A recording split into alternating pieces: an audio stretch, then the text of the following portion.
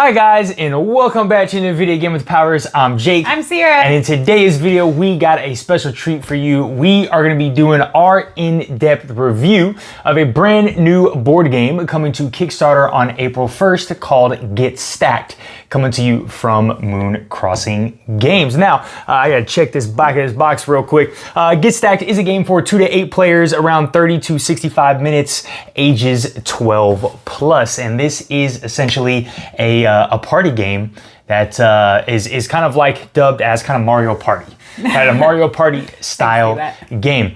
If this is your first time watching a review video from us guys, we go a little bit more in depth than maybe some other content creators do, and we go ahead and break the game down into several different categories. These categories we're going to be talking about today are the theme, the components, the setup, the length, the difficulty, and the replayability. Within each of these different categories, we are going to give a number rating equivalent to the BGG scale, and then at the end of these categories, we are going to wrap it up with our overall rating for the game.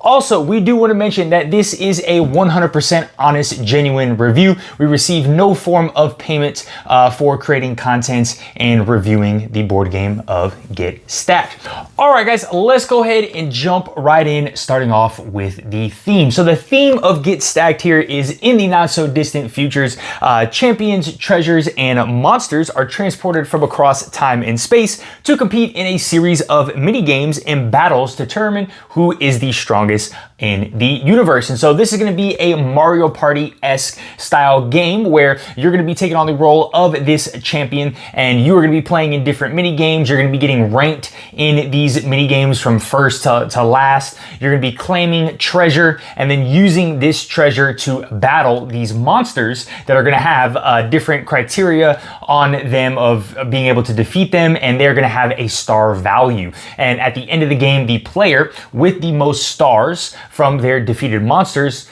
is going to be the winner. So for me, I would go ahead and give this an 8 out of 10. I think they do a great job here, really giving you that Mario Party style feel and the mechanics of the game tying into actually what the theme is. Sierra, what do you think? I gave it an 8 out of 10 as well. Same thing. I don't think there's like one set theme, I guess. Yeah. When you think about like, this is a aqua style game, like aquatic game, anything like that, but it's cute, it's funny, I love it. I love what they do. All the different treasures and how funny they are, and all the different monsters. It's a great theme to this game. Actually, guys, I want to go down to the table briefly, and I want to show you, just give you a quick highlight of some of these mechanics of the game and how they do tie into the actual theme of Get Stacked.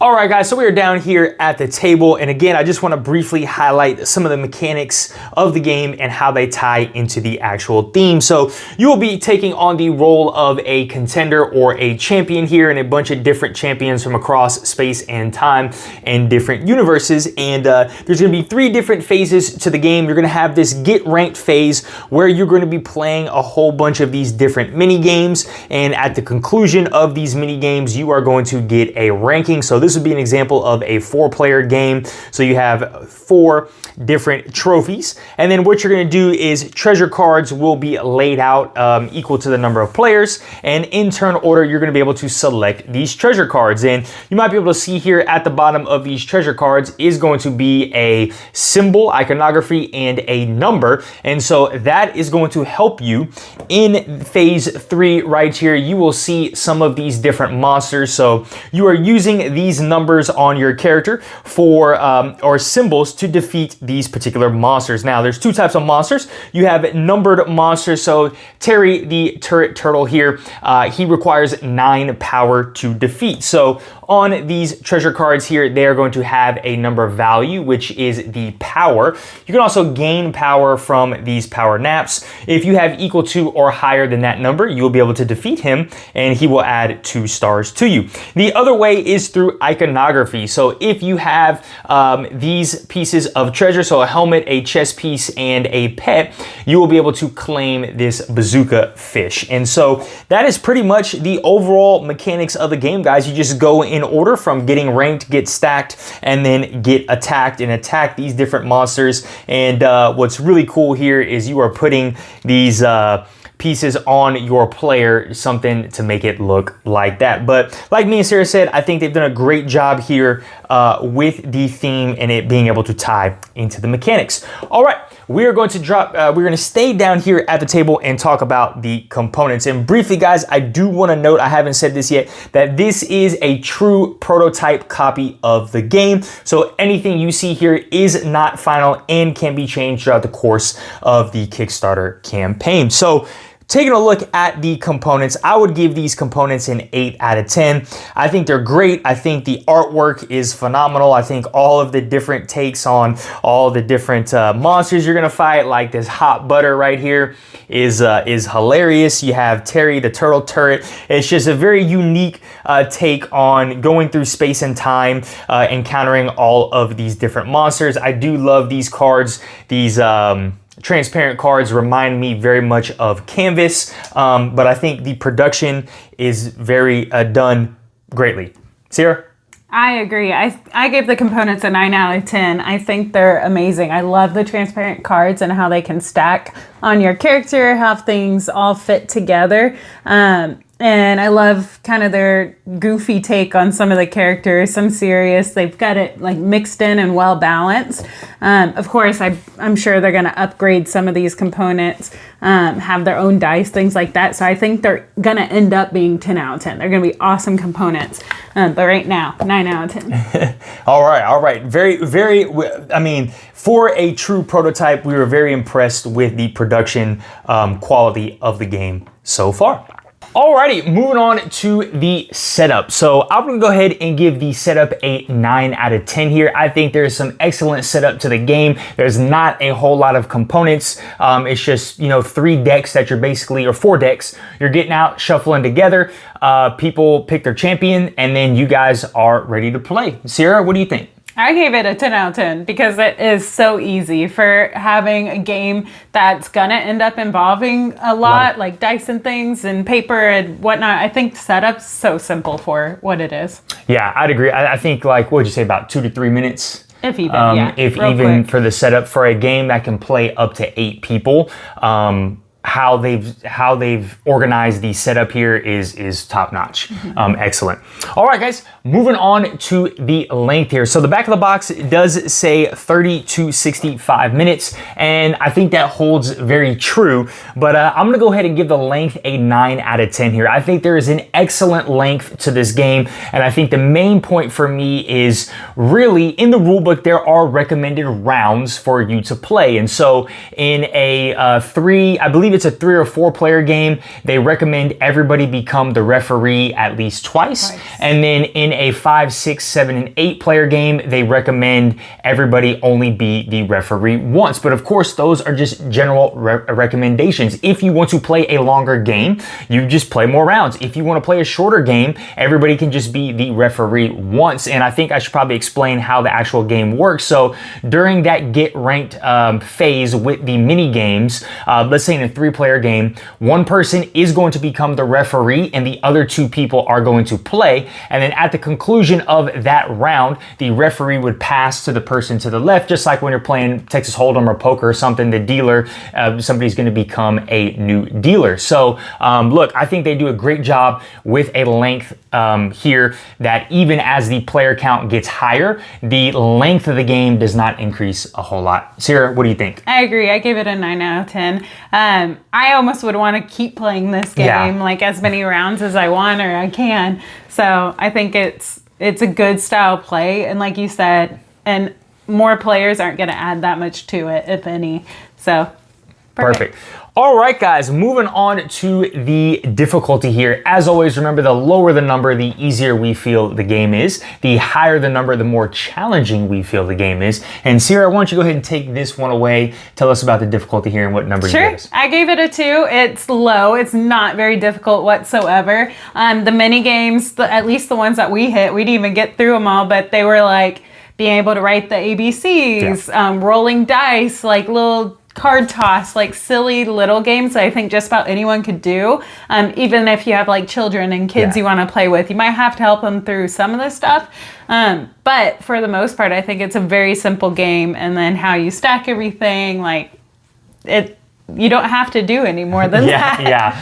I agree with her 100%. I gave this a 2 as well. Now, funny enough, some of those mini games are actually They're harder than you think. They're harder than you think. You want that. Yeah, which is fun. I mean, like, they're hard, they're challenging, but they're fun as well. But yeah, I agree. They're not impossible. They're not impossible, but I agree with you 100%. I think the mechanics of the game are just so simple. You play the mini game, you have fun playing the mini games. All the mini games are fairly easy, even for younger children. And then, like, you get a treasure card, you put the treasure card on top, and then you're looking to try and defeat monsters, and it's super simple. Either my numbers equal or higher than the monster, or I have the symbols that I need to defeat that particular monster. And so it's very easy. Now they actually say 12 plus on the box, but I wonder if maybe like 10 plus. You know, you get some 10-year-olds to play. I think they'd have a lot of fun with this as well. But I agree with Sierra 100%, 2 out of 10.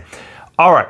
Moving on to replayability. So I'm gonna go ahead and give the replayability a 9 out of 10 here. I think there is some excellent replayability with this game. Again, it has a very Mario Party style feel with all the different mini games. It's like you wanna try out. It's like I wanna keep playing because I wanna try out all of the mini games. Sarah, what do you think? On a redemption on some of these mini games.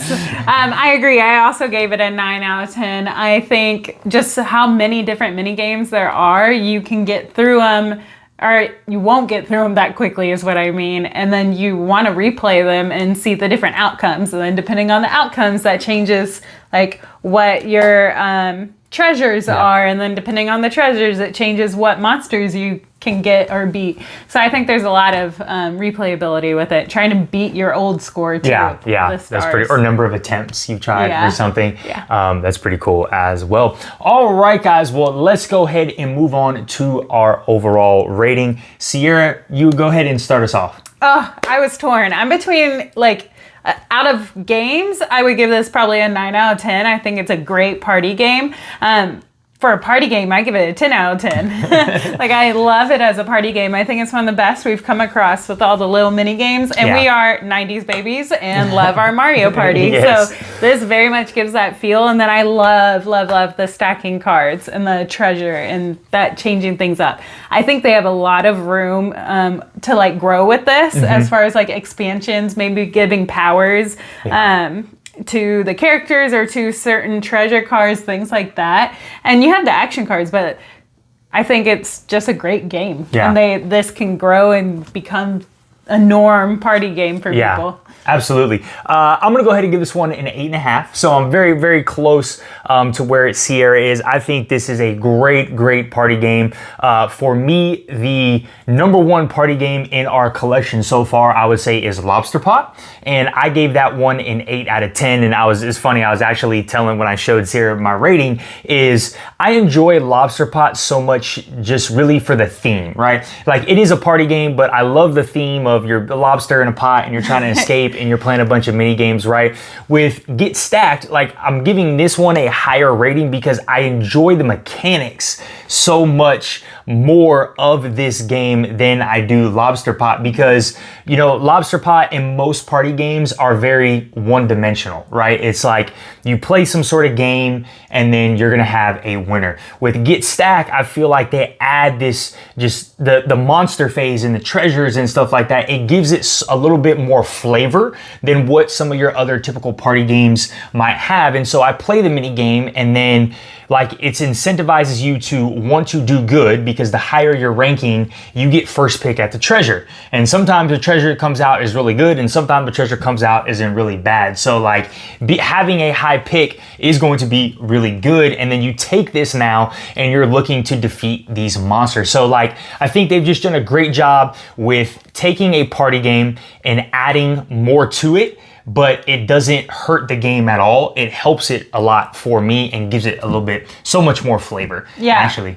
I think it's also a really simple game to bring to a party or to a board game night with friends, and just ones that have maybe never played a game, like they play Mario Party, they can try something. They'll have like a basic understanding, and it's not too much going on. Yeah, I would agree. This is truly one of the few board games that does exactly what it says it's going to do, with regards to like, hey, this is a Mario Party-esque style game. And when you play this, you really, truly do feel that. So 8.5 for me. What'd you say your rating was again? I was between a 9 and 10. So 9.5. 9.5. We're going to give her a 9.5 on that one. All right. Well, guys, look, that is our overall rating and our review of the brand new board game Get Stacked, coming to Kickstarter, launching on April 1st. If you like this content, please smash that like button, hit that notification bell. Comment down below, what are you guys' thoughts and opinions on Get Stacked? Do you think this is a party game for you and your friends? Let us know down in the comment section below. And as always, guys, if you are not subscribed to our channel, please go ahead and subscribe so we can keep bringing you some more awesome content. All right, guys, have a great one. Bye. Bye.